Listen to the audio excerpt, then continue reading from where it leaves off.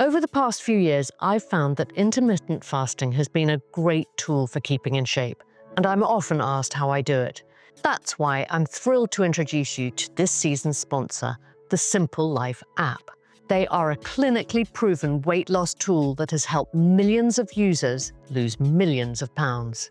Their method doesn't involve restrictive dieting. You simply take the test and Simple will create a personalized fasting and nutrition plan for you to hit your health goals. To take the test, go to simple.life/Amanda. That's simple.life/Amanda. And as an added bonus, you can use the code Amanda at checkout for an amazing 70% off your plan. Today, I'm going on a style journey with the English TV personality and co-founder of the wellness app, Shoorah, the inimitable Ferne McCann. Hello and welcome, Ferne. Hello, thank you so much for having me. I have to say, my voice completely went yesterday. So I was like steaming my face, steaming my throat. I had a sauna. I was like, no. And I feel like I'm susceptible, is that the word, to losing my voice. It sounds like I've smoked loads of cigarettes. I'm not a smoker, don't vape, but here we are. Are you a big talker? Yes. Funny that. Here we are. Here we are. So sorry about the husky voice. I think it's pretty fabulous. It's quite sexy, isn't it? Yeah. Not that it works for me, but, you know. Now, you have starred in 9 series of Towie. Yeah. Only Wears Essex, as well as going into the jungle for I'm a Celebrity, not to mention a recent appearance on Dancing on Ice. Any more plans for TV? Oh, I've done so much. I love doing things like this because it gives me the chance to look back. But yeah, I just love being part of British television, and I joined Towie, God, such a long time ago. It's actually 10 years this year that I did the jungle, which is insane. And that was like a complete, I want to say fluke, but I feel like I need to give myself more credit because I definitely like made that situation happen for me. It's just like being, right place at the right time, but getting in front of the right producers and just bringing my personality, because I hadn't been on Towie for very long. And I was just like praying for an exit. I was so done with that show. And don't get me wrong, I've got no regrets, but I was just so ready to move on. And the jungle really propelled my career. It was like such a brilliant experience. But yeah, any plans for any more TV? I don't know. As you said, I'd done Dancing on Ice at the beginning of the year. And I'm now laughing as I talk about that because I didn't last very long. And I had high hopes for myself. I was like, I'm going to smash this show. I'm quite competitive. I'm really throwing myself into everything that I do. And I think I lasted week 3 and I was devastated. And how did you prepare for that? Because I love sport and physical activity and all the rest of it. And, you know, I always think, God, I worry for the competitors of Strictly and Dancing on Ice because it's an extraordinary journey that you go on from zero to hero. Yeah, I actually think that Dancing on Ice is more difficult than Strictly. Not that I've done Strictly, but I'm such a fan of both shows. But Dancing on Ice, you know, everyone can walk, everyone can dance to like a certain, you know, you can walk on 2 feet, whereas ice skating is a complete new skill. Had you skated as a child? No, like I'd done the odd ice skating party and Winter Wonderland and that sort of thing, but I couldn't ice skate. Like I could not ice skate to the level that they wanted me to. And it was really challenging. I think for me, I also love sport. So it ticks so many boxes for me. And I love a challenge, physical, mental, but it was so difficult. It was like really hard. So take us on the journey. You get cast for it. How many weeks before, months before you actually start training? I actually got cast for it in the summer. I found out right at the beginning of the summer. And then you start training at the beginning of October. And then you have all of those months. You get 2 weeks off over Christmas, and then the first live is like the first weekend of January. So you have loads of, you have, you know, hours and hours in that ice rink. And you need it because there's so many skills, like inside, outside edges, a 3-turn, God, I forgot the names of them now, but it was challenging. And then the nerves of the lives, I've never experienced anything like it. Oh. So in comparison to the jungle, and I've done SAS and Celebs Go Dating back in the day, you just can't compare. This was on a whole new level and really challenged me. And costumes, how did you feel about your skating costumes? That's the part that I was most looking forward to. And I said to them, I really just want to immerse, like, I just want to get into character and again, I don't think the wardrobe team gets enough credit because there was so much that made that show. I don't think they've actually recommissioned it. I don't know. But there's so much that go into those shows, like Strictly and Dancing on Ice, and the wardrobe and the makeup team are so creative. They have to turn things around so quickly. Like I went in for a fitting and then 2 hours later, the dress is completely embellished and dyed, and it was amazing. The week that I actually went out as a troll, which wasn't my finest moment. I went out as a full-on troll, and it was amazing. The costume was brilliant, and I was so excited for it. And then I had this moment with my granddad, who's going to be 95 this year. He come round, and I was really upset that I got kicked out of Dancing on Ice. Like I don't want to say kicked out. I just wasn't saved for the next week. And I gave a really good performance in my eyes. But anyways, my granddad sat on the side of the sofa and he went, darling, my mum had warned him. She said, she's really upset. So don't say this, because he'd obviously said it to my mum. But he said, darling, you shouldn't have been a troll. And I looked and I was like, I can't change it now, Granddad. Like, he was like, there was Sound of Music, Michaela Strachan, I think, she'd done The Sound of Music, and then there was someone who'd done James Bond, and he was like, you shouldn't have been a troll. But out of interest, did you have any say in what you were going to be, or the music, or any of that? Yes, so they do like a really extensive what you're into, favourite films, what did I watch with my daughter, and obviously they have to make it, they can't have everyone doing something like Trolls, so they want to make it have a variety. And I gave over everything, and I was like, did I create this destiny for me? Like, because I gave them Trolls. I thought it was the best idea ever. I was like, it's current, there's a new film out at the moment, everyone loves it, it's got great music, and also it was like an 80s, I think it was Earth, Wind and Fire. Do you remember? Yeah. That one, it was a brilliant song. So yeah, I think it just didn't, I don't know if it was the costume. And I was just so up for, like, just go for it with the wardrobe department. And it was wacky, it was brilliant, it was vibrant, but didn't translate, obviously. During the training, did you have lots of falls? I had 2 really bad falls. Not really bad, but the first one was on my first ever ice skating training session. And it was really shocking. Like, I think when you're a kid, you just fall and you get back up. Yeah. But as an adult, like, to hit the deck, it was such, and you're like taller in the ice skates, I just couldn't control the tears. I'm such a crier. And I was really shocked, and I was like, wow, that absolutely kills.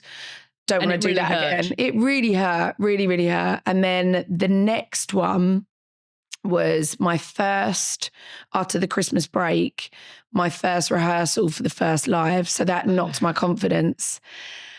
And then I ended up spraining my wrist 2 weeks after getting kicked out of the show, doing a rollerblading party with my daughter.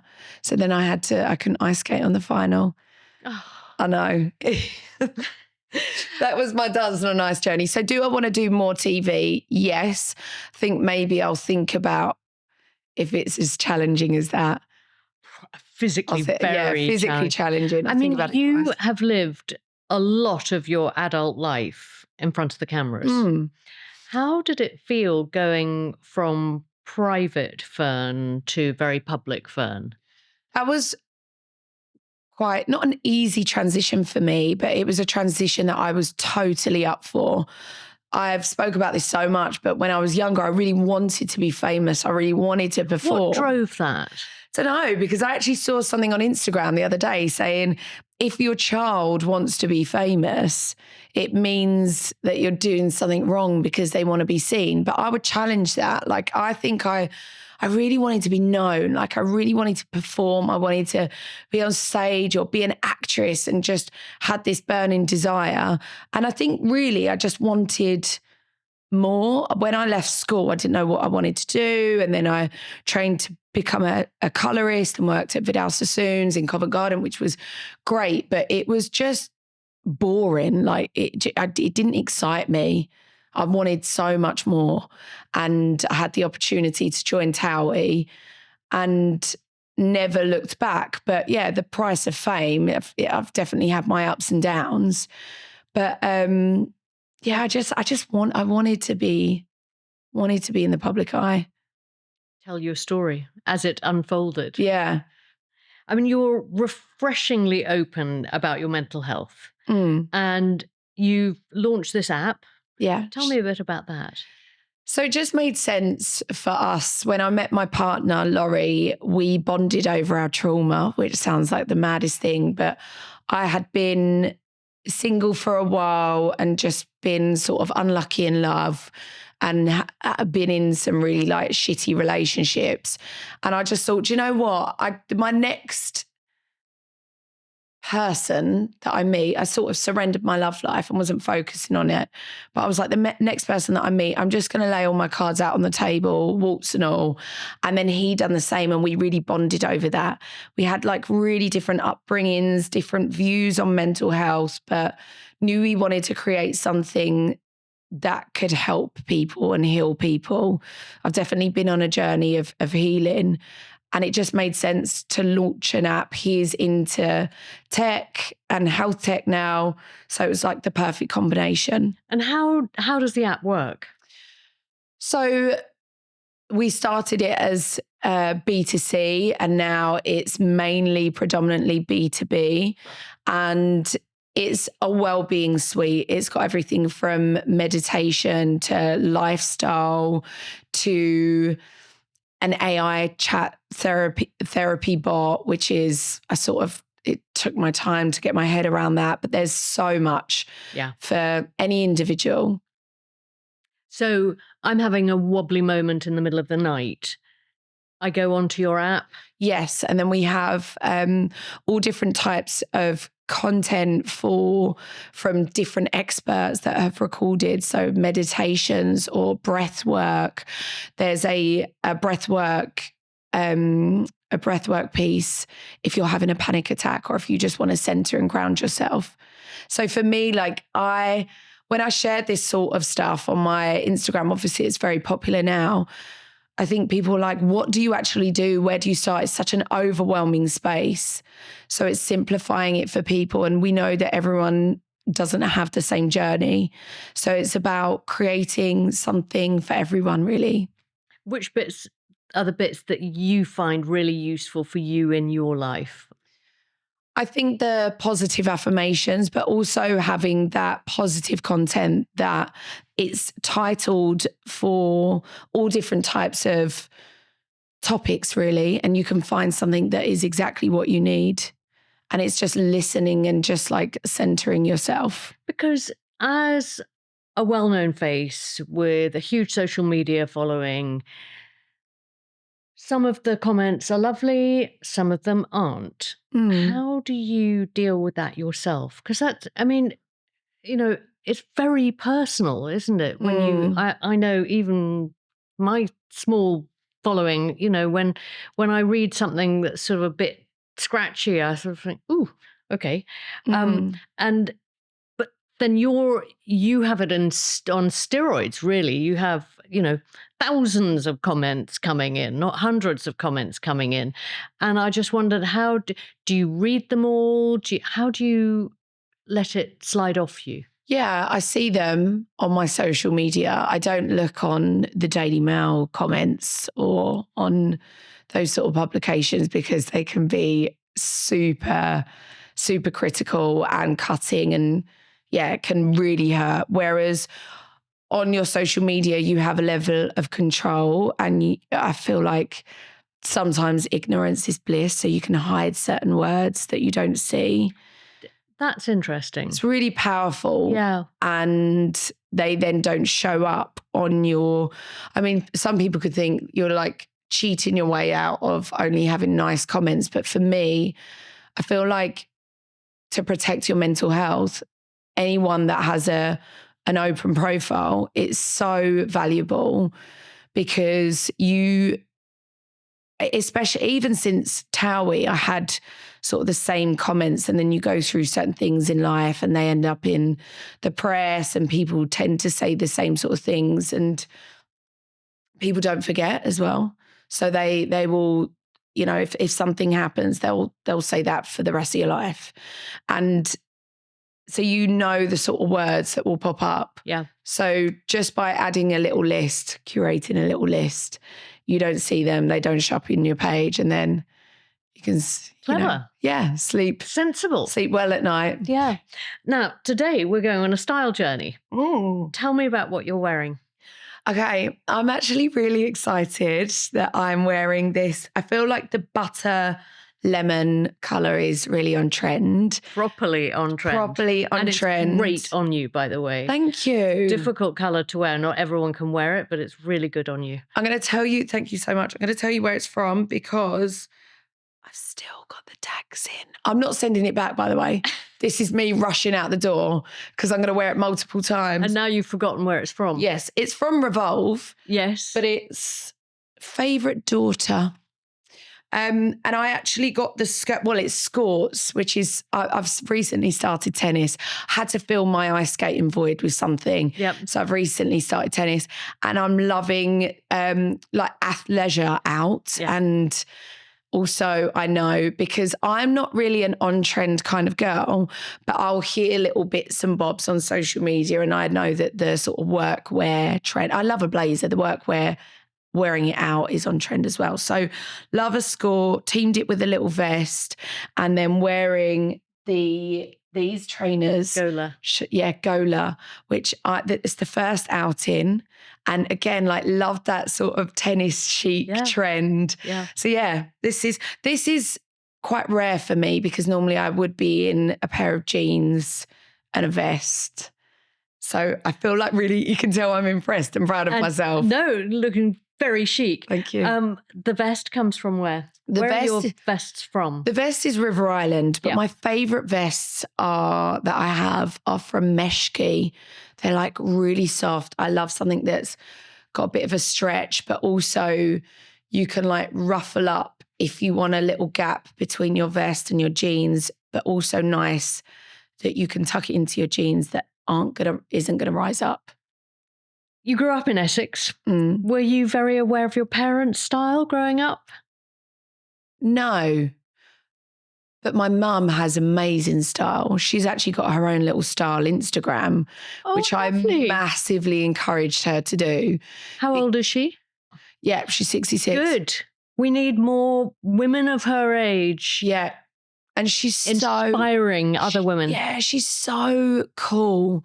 She is just brilliant at piecing things together. And that's what I really struggle with. And when she would come and collect you from the school gates, did you think at the time, my mum is so cool, or did she embarrass you because she was too cool? I think my mum's confidence has grown with years, whereas looking back at photos, she definitely loved a jean. I guess probably similar to what I like to wear now. She definitely had some haircuts that I was like, Mum, what? I think she would even say so herself now. But yeah, she's really cool now. But at the school gates, do you know, this is really bad. I didn't really notice. And I feel so, that can actually make me cry saying that. No, because I feel like when you're a kid, you see your parents and mum and dad, you don't really see, they're just figures. And then as you get older, you really, that your relationship really blossoms with them. Yeah. No, you'd be amazed how many women in particular come on the podcast and say, oh my God, I was so embarrassed by my mother when I was at school. And now I look back on what she was wearing. She was the coolest mum at the school gates. Yeah, I think my mum was most definitely one of the cooler mums. My dad, I can remember, he worked in the city on the old trading floor and traded commodities. So he was like, had some really leery suits. And even now, I mean, he lives in Devon and has a completely different life. But even now, if like, it sounds really morbid, but if he goes to a funeral or something like that, or a wedding, he'll still wear like a really like mustard yellow leery suit. And I'm like, Dad, no. I think I'm more embarrassed of my dad now. But do you remember that first moment as a child or a teenager where you put something on and you felt incredible? That's a great question. I actually never used to like clothes when I was a child. I used to say that they were spicy on my skin. I think now, Scratchy. yeah, nowadays people would say, oh, you know, sensory issues back then. Because my daughter's exactly the same.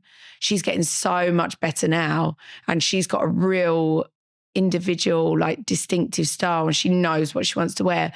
But for me, I used to find clothes really irritating on my skin. But I think the first time that I felt really good, I had this, it was like a denim skirt. It's so random. It's so random. It was from like a surfer. Is it like Quicksilver? Quicksilver. It's from Quicksilver. And it was like a midi skirt and a white vest. I would wear it now. And like little slipperettes. I was probably about 10, 11.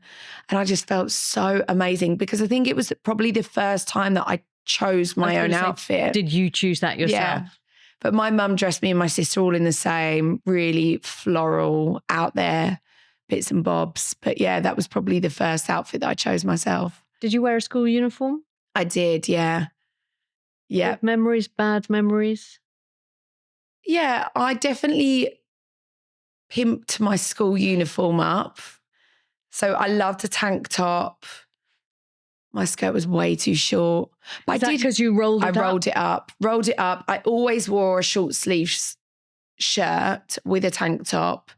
But I always liked to be a bit different at school. I never really followed what all the girls were wearing. Loved a short skirt, but all the girls would like wear their blazers on their shoulders, a really chunky tie, long sleeve shirt rolled up, cardigan, whereas I was like tank top vibes.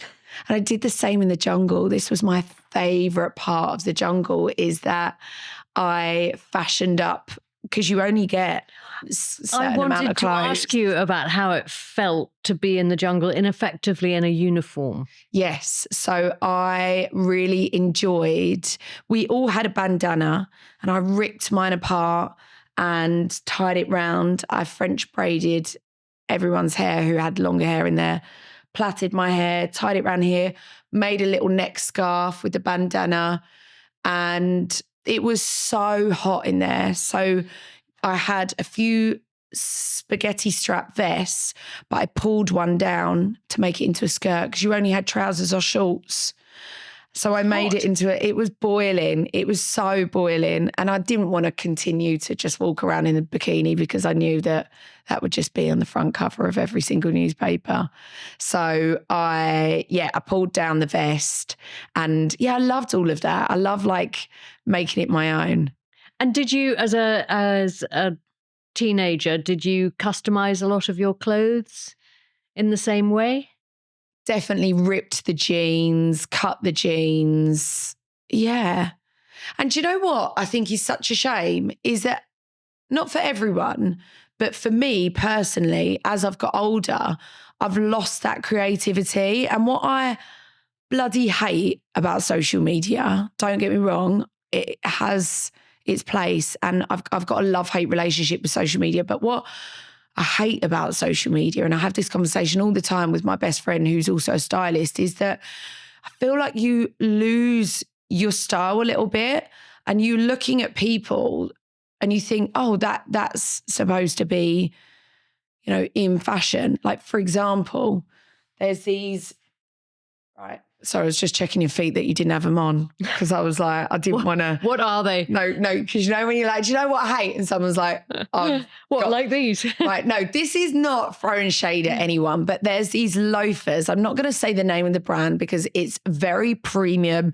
It's ridiculously priced. Don't get me wrong. I'm sure they use like gorgeous Italian leather and suede and all of this, but it's a loafer, and it just, I just feel like people wear them because it's like, oh, I've got money, you know, and I've got these flipping suede loafers on.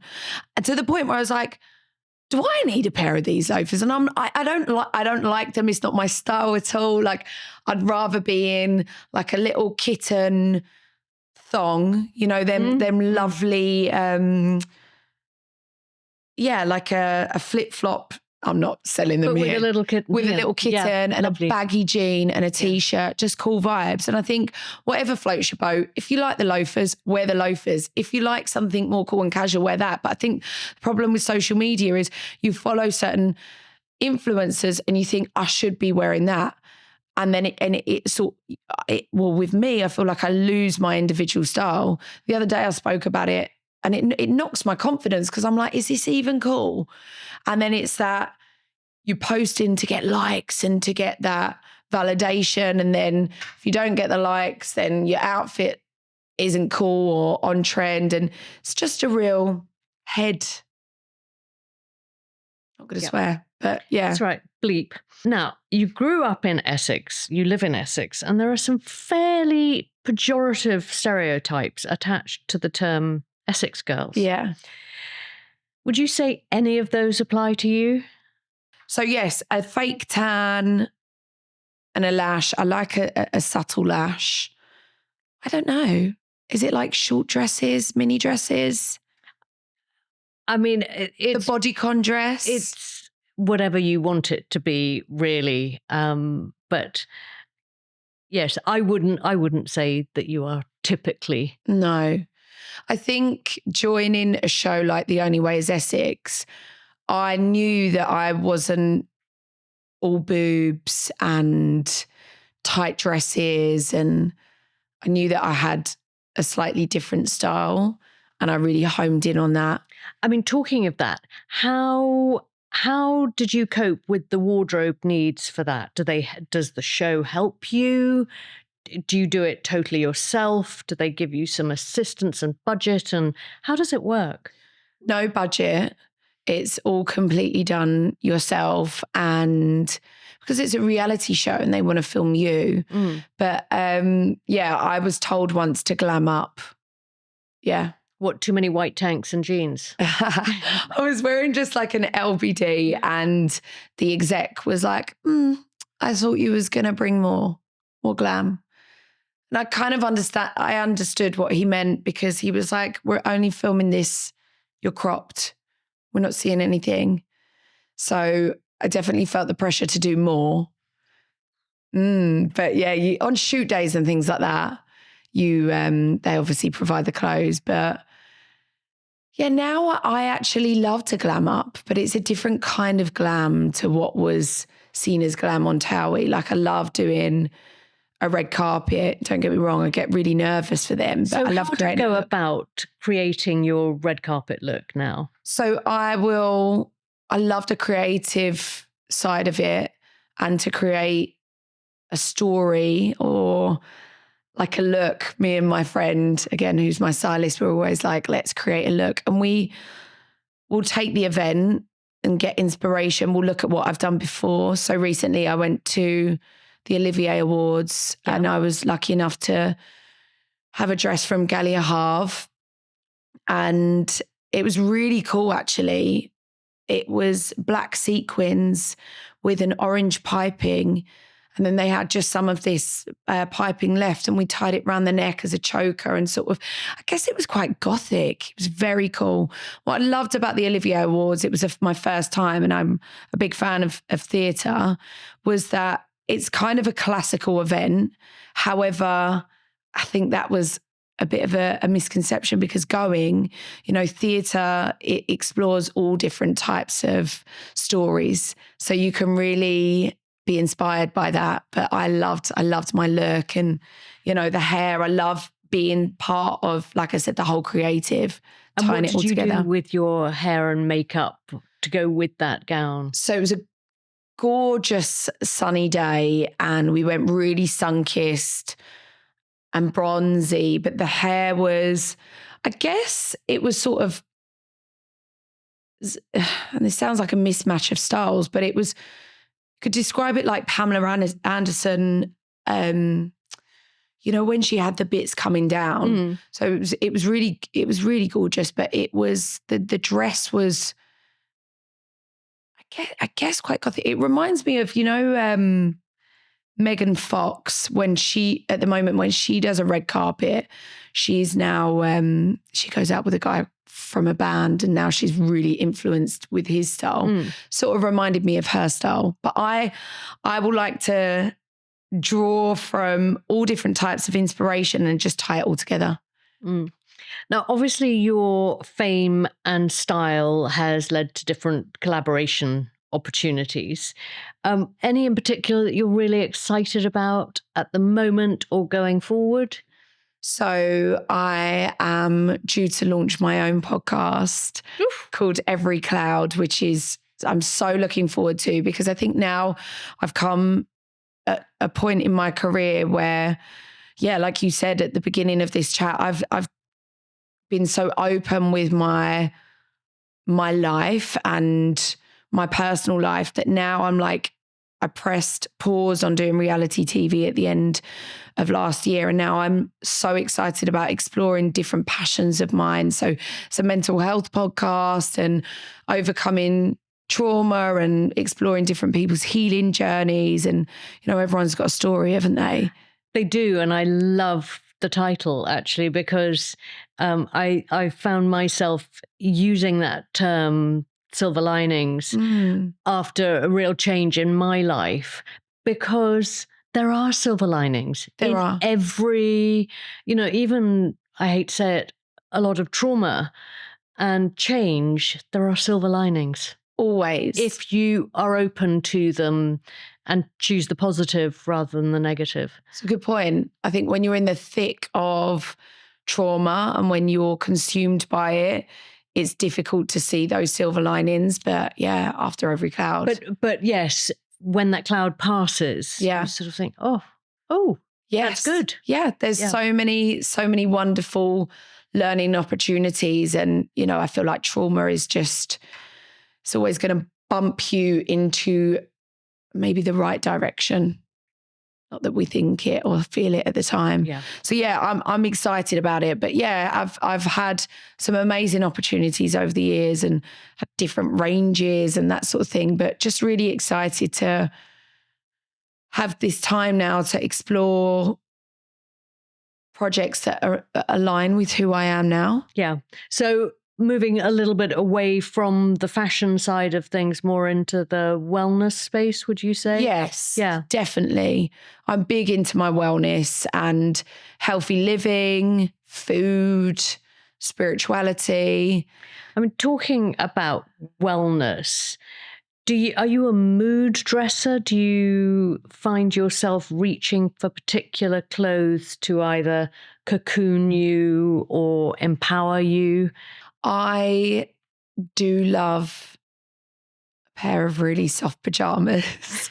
But for me, every day, I will get on my gym gear, because for me, it just, I guess talking about mood, it definitely, actually, it's such a good point, because it sets the tone of my day, what I put on, and it has a massive ripple effect. I feel like my day starts obviously when my kids wake up, but my my first task is the school run. And if I chuck on a tracksuit, then I won't then go and work out. So first thing, I'm like, I have to put my gym gear on. I'm quite particular. I have to wear high-waisted, something really stretchy. I'm more particular with how the clothes feel on my skin. It's probably from when I was a kid where I'm like, oh, they're spicy. That's what my mum used to say. Spicy, I love that. Spicy on my skin. But yeah, I have to feel comfortable, always wearing my active wear. Recently got my tennis clothes. I feel like I've got all the gear and no idea.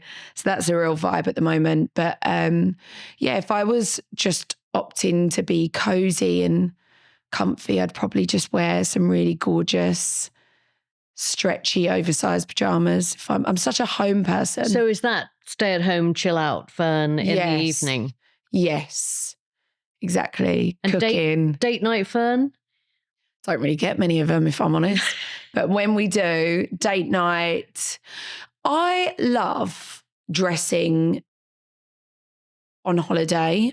I find it more challenging to dress in the UK. I feel like I'm so charged by the sun. I'm a summer baby. I'm a Leo. And when the sun goes down, I need to be at home. Can't be out. And I love wearing less, not in a sort of like, oh, I want to expose all my skin. I just like wearing less clothes and find it so much easier to dress on holiday. So it's more relaxed and more fun, I feel. Do you enjoy the process more? I enjoy the process. I feel like I could be more creative. Whereas here, I really struggle with like what shoes to wear. Like, whereas day to day, I have a uniform. I just get up and wear my gym stuff. Yeah. Than the endless, do I wear a heel or not tonight? Exactly. So when you're on holiday, do you wear heels at all? Yes. If I'm going on holiday without my children, I will always opt for a heel. But no, going on holiday, I went on a recent trip with my girls and I just wore like a really gorgeous sandal that gave me blisters. I should just stick to heels. And what's a sort of an example of an outfit or a dress or a caftan that you love to reach for on those summery evenings? So just a really gorgeous fitting maxi, something really slinky and effortless, and preferably where you don't have to wear a bra, which is a struggle because after 2 babies and breastfeeding, they're not looking at their best. But I just love I love that no bra, just easy, backless. Free. Mm. When do you think you really discovered your style DNA? I think I'm still discovering it. I really do. Do you have a style icon? Do you? I don't know. I have particular women that I enjoy looking at what they're wearing. Yeah. And yes, there are iconic women, very definitely. I really enjoy Hailey Bieber, and I love that off-duty supermodel style. Rosie Huntington-Whiteley, Gigi Hadid. But they're beautiful, aren't they? They're beautiful. They're tall. They're going to look amazing in anything. But I think, because they sort of team tailoring with effortless and denim, and it's just stripped back and cool. I think that one word, effortless, goes a long way with those girls. Yes. They've really nailed that, haven't they? Mm. Now, you've been very open about your postpartum weight loss journey and the fact that you've loved to carry on breastfeeding, which I think is just completely joyous and natural and just really lovely. Where are you at in your head on any of the trolling around any of that?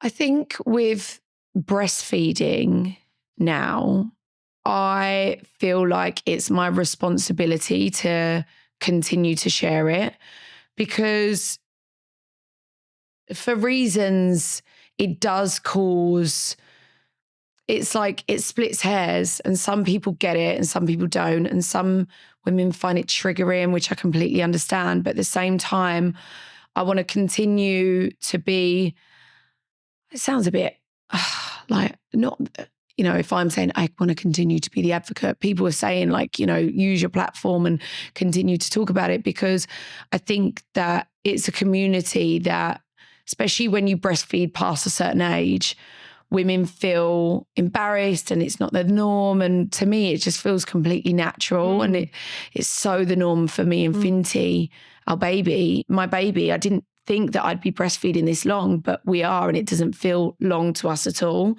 So I want to continue to share those images that I guess might seem shocking to some people, because there's a massive community that are still doing it and are still breastfeeding that might feel uncomfortable. So, and look, like I find that I always have to do a disclaimer before I post about breastfeeding, which is such a shame. I'm like, you know, this isn't for, I'm really sorry if this triggers you. And I've stopped doing that now, because it's not for those people. It's for the mothers that have found that they've experienced scrutiny, or they feel embarrassed or awkward or what have you. So yeah, I feel proud to share. Yeah. To share. And like I said, for us, it's just so normal. Yeah. So normal. People keep asking me when I'll stop, and then you get people like commenting back on the Instagram, you shouldn't ask her this. And it's sort of fascinating to see I think we should welcome those types of conversations. But yeah, who knows when I'm going to stop. But that actually plays a big role in terms of the clothes that I wear. I've got so many breastfeeding hacks. I think that's why I wear so many vests, because you can literally just pull them down. Yeah. And then you've got something over the top. Then you're covered, basically. Yeah.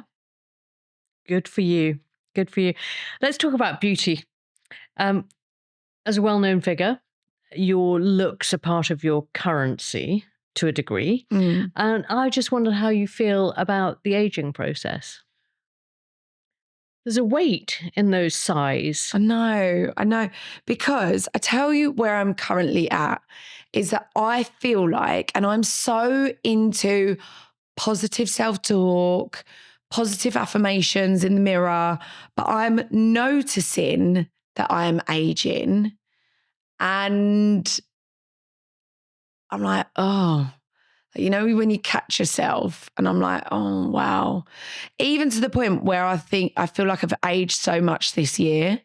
I'm really into my treatments though. Like I'm not like desperately trying to preserve and like, I just want to be youthful, but I have got a slight obsession of things that make, that I'm literally contradicting myself as I'm speaking out loud. But tell me about, what are your favourite treatments? Love infrared. Feel like you can do that at home. You can get a great so you've tool. got your own infrared Exactly. mask. Yes, I'm into really decent skincare, and I think that is so vital. If you're into anti-aging, then investing in, I know it can be expensive, but it's so worth it. I really try and have one professional facial treatment a month. What else do I do? I love all like the home kit tools that you can do. So you use what's it called? The gua sha? I love a gua sha. I love it. And I think it's so easy. And I feel like you can even do it with your hands, your fingers. And I've sprinkled with aesthetics. Oh, like back in the day, I loved the filler and the lip filler, and that was so the trend. And now I've just stripped it all back. Because you were very open about your rhinoplasty. Nose job. Yes. So that's the one procedure that I've had where I've fully gone under the knife, and that was the best decision for me. I really had just so really struggled with my confidence. It stemmed from school. Boys used to call me Goose. I guess my nose resembled a beak. That's where it come from. And it knocked my confidence. And I think that when you've got an insecurity over the way you look, you can fix it, but you will always have that insecurity. However, meaning like in certain pictures, I'm like, oh, I feel like my nose is slightly, but now I love my nose and I feel so pleased. And you see so many nose jobs that they've gone too far. You know, I'm like, oh, maybe I could get a second one to lift it slightly. I'm just so pleased. It's not perfect. You know, there's still a slight bend, but I'm so. But that's gorgeous. Yeah. It's real. Yeah. I feel like it looks like, we was laughing the other day. I said, you know, I feel like it looks like the nose that I should always have been born with. And then my friend was like, you had a flipping nose job. But no, I'm really pleased. I done my research. I went to someone who, you know, consults and teaches other people how to do nose jobs. So yeah, he was brilliant. Professor Frame. Don't know if he's still doing it. But and did you have sort of images of the type of nose you wanted? How does the process work? Oh, I was so scared because it's such a big feature, like it's such a main feature. But my consultant, the surgeon, was so good. Like I had so many questions and yeah, I guess I sort of said, I sort of said what I was unhappy with. And then, yeah, here we are. This is the nose. So it's changed though since I've had it done. Has it? Yeah. In what way? Well, your nose continues to grow, doesn't it? Apparently so. Yeah. So it's sort of like softened, and that's why I feel like this is the nose that I should always have had. But look, well, you've got it now. I've got it now. I just feel like if you've got something that really affects, I mean, I'm going through this whole thing with my boobs at the moment that I'm like, oh my goodness, they're just going down south and with the breastfeeding, and it's conflicts with my, you know, pro breastfeeding and impact. Like I really want to use my platform to speak about body confidence and empower others. But then I'm like, but my boobs are like sagging by the minute. Would you ever consider a boob job? This is what I'm going through at the moment. Maybe a little uplift, but then I'm like, but why? Why? What's the point? Like this is the mental dilemma I have inside of my head. And do you feel a responsibility to your followers? You know, you're talking about being very honest. Do you feel a responsibility to stay true to you now, as in your natural self, versus the tweak? Yeah. Or the uplift or... Yes. Yep. And that's what I think. I love that natural look. I don't like the idea of having silicone inside of me. I much prefer to be natural. But then I think whatever you go to do, as long as you've done your research and it's for the right reasons, some people can get completely out of control and just get carried away and get obsessed and addictive. It's, you know, get addicted to it. Mm. That's not me. I think it's you've got to really think about these decisions. Yeah, they're big ones, aren't they? Now, you lead an incredibly busy life. I'd like to know, is your wardrobe phenomenally organised? It is at the moment, yeah. Had a big clear out the other day. And did you do that on your own, or did you do it with your friend, the stylist? No, I have done it with my friend, the stylist, over the years, but I actually done it with my sister. I could never do it by myself. I feel like I'm a hoarder, and my wardrobe speaks volumes of that. I feel like clothes hold so many memories. Yeah. And I'm like finding a reason for why I would wear it, even though I haven't worn it, that particular item, in years. And was she very good at pressure testing you and saying, where are you wearing this to, or how are you wearing it? She was amazing. And I think you've got to be in the right frame of mind. Totally. To clear out your wardrobe. And it says a lot about where you're at in your life big clear out. Oh, it's just so good for your mental clarity. Now my jeans are all together and I can see what I've got now. Did you make yourself try on every piece? I actually did. Lots that I hadn't worn, I was like, just get rid. But those that I was undecided on, I did try them on. Do you have one piece in particular in your wardrobe that just has huge sentimental value that you may never wear again, but you just can't give it away? Yeah, I've got loads of pieces like that. I've got this top. It was my first experience of vintage shopping and it's gorgeous. It's sort of like, it's beaded. It's so beautiful, but it's sort of all falling apart now and I can't bear to get rid of it. Can't bear. I think because it wasn't mine and that was my first. There's a little vintage store in Chelmsford near where I live and it was just an experience with me and my mum. So I guess it holds like a memory. Yeah. I couldn't get rid of it. I've never worn it. Well, I have worn it, but not in recent years. And what do you do with your clothes when they leave your wardrobe? So I give lots of my clothes to just a charity shop. We just drop it off to a charity shop. Or which one? Because I'm sure everyone would love to know. Do you know what? I actually don't know because my friend takes it for me. Right. I know. I don't know, but just one on her local high street. Or we put some bits that are like really good quality, say, especially if it's designer. I've only worn it a few times, then we'll put it on Vinted. You've got 2 daughters. Have you ever done the mummy daughter twinning, dressing the same way? Oh, yeah. Oh, Tell me. yes. So I love to colour coordinate on holiday. Yeah. But now my daughter, I've got quite a big age gap between the two. Sunday is nearly 8. So she, like I said, she's got her own. She knows what she wants to wear. She always struggled with clothes.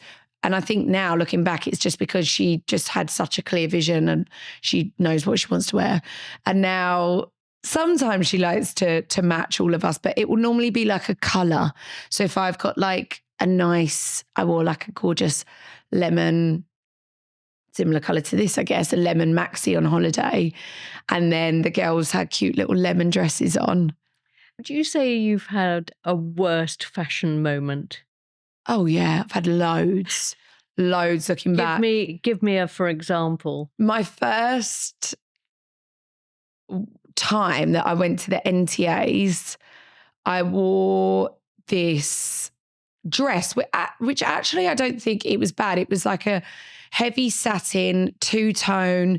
It was almost like a cerise kind of mauve. And then the top was pink and it was from ASOS. But one of their more like premium own ranges. And it was midi. However, the dress, I think now, beautiful, really gorgeous, but it was the styling. And because I was like pretty fresh on Towie and didn't really have much help, I wore these fluffy feather shoes and my hair was like huge. And like bits kept falling forward and it was just too much with the makeup. So I think it was the styling around the look.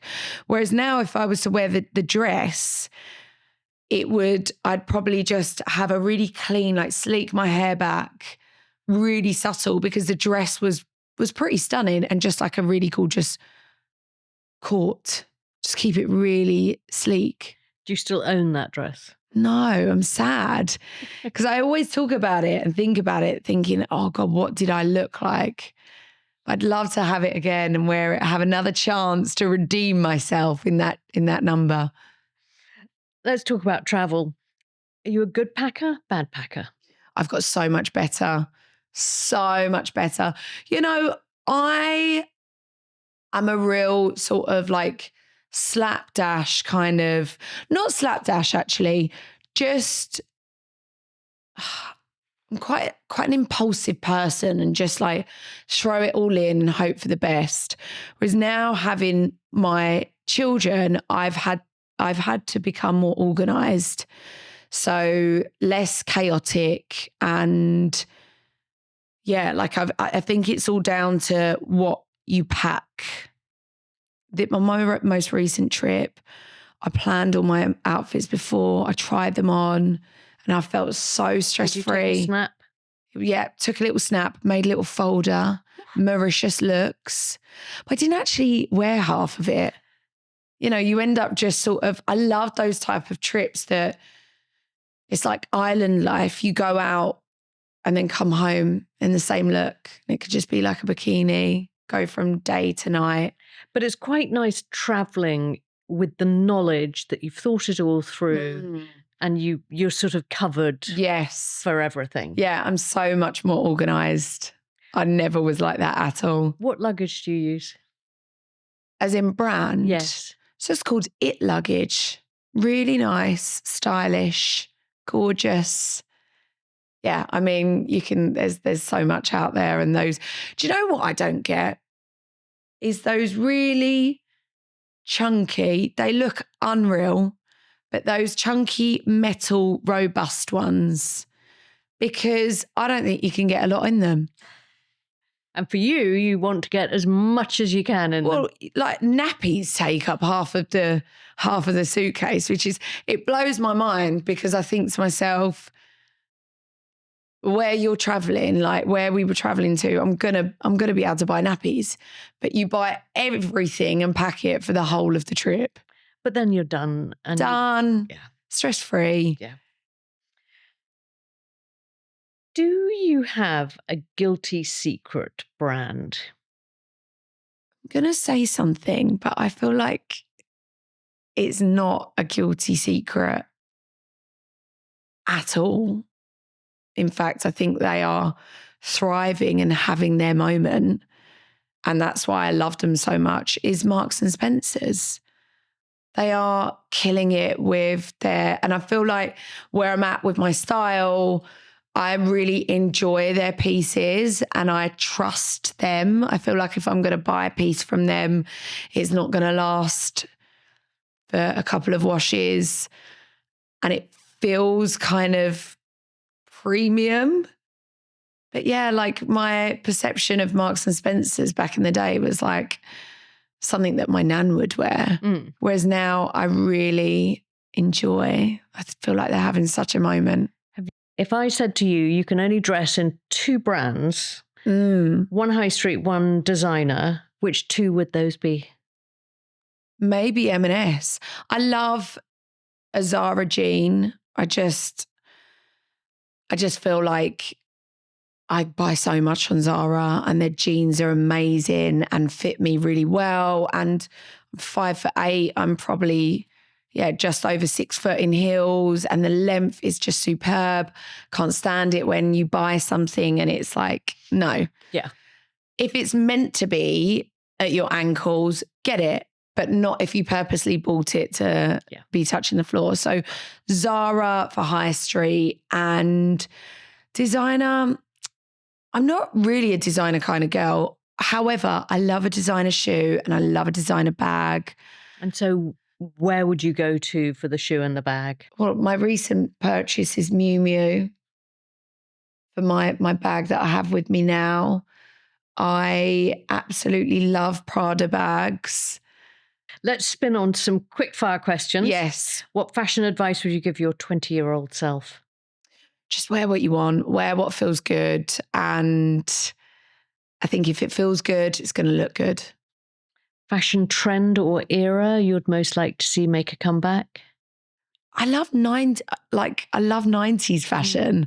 I feel like it's having a comeback now, just denim and I guess it's that, like I said, that off-duty supermodel. Love that. Good description. Fashion or beauty trend you would consign to room 101? Really thin eyebrows. Your last impulse buy? Oh, I went on a shopping spree the other day and bought my Miu Miu bag. Your views on tattoos? This is such a good question for me right now because I have no tattoos.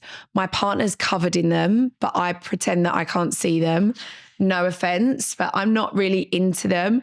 However, I woke up the other day and I was like, I want a tattoo, fine line tattoo. I actually DM'd a girl that worked on Dancing on Ice and she's got the most amazing she does fine line tattoos. What is a fine line tattoo? So it's like a single needle, but they're just so beautiful. But then I'm like, oh, do I need, like, I've got this far. Like, what's the point? What would I have? Think of yourself in 30 years' time. Right. Okay. All I will say. That's made the decision. Beauty treatment you couldn't give up. A laser. Like I said, I love having one professional skincare treatment a month and some sort of laser or a skin peel, professional skin peel. High end or high street? High street. Bling or bear? Bling. Minimalism or maximalism? Minimalism. Couture or charity shop? Couture. Crocs, cute or puke? So cute. We're such massive fans. Sneakers or stilettos? Oh, both. Birkin or Chanel?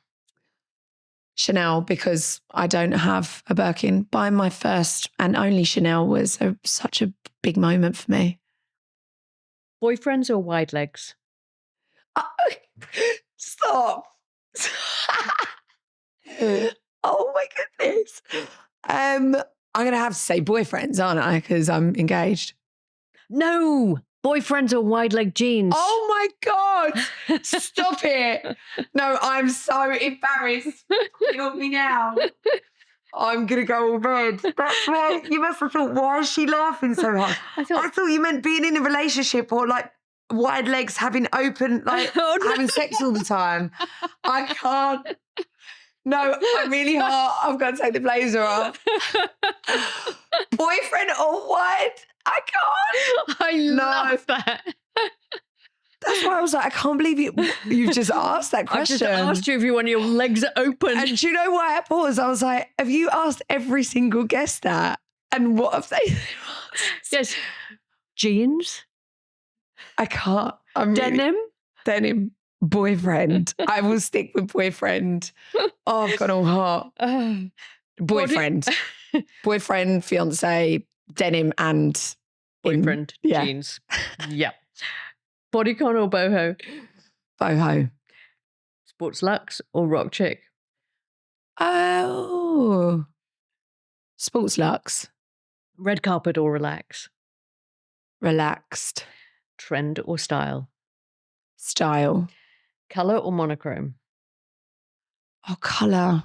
Yes. Experimental or uniform? Uniform. Cashmere or cotton? Still can't go with that question. Cotton. Beanie or baseball cap? Both. Hoarder or editor? Hoarder. Charity shop or resale? Resale. Shapewear or sexy lingerie? Shapewear. Tights or stockings or hold-ups? Tights.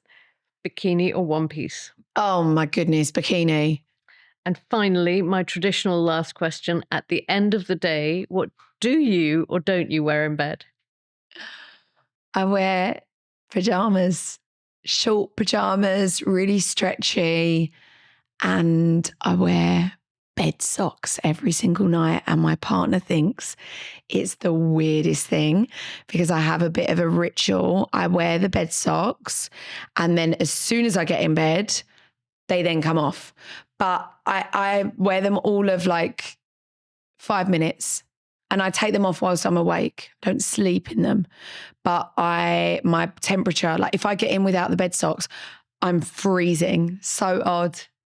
Cashmere? No. Sorry. I love that you say it so eloquently as well, like cashmere. No, they're just cheap, stretchy, fluffy bed socks. Fantastic. Fern, thank you so much. I've really enjoyed our Oh, it's conversation been so fun. and our giggles. Thank you. Thank you for coming. Thank you for having me. I can't cope with that question. Oh my God.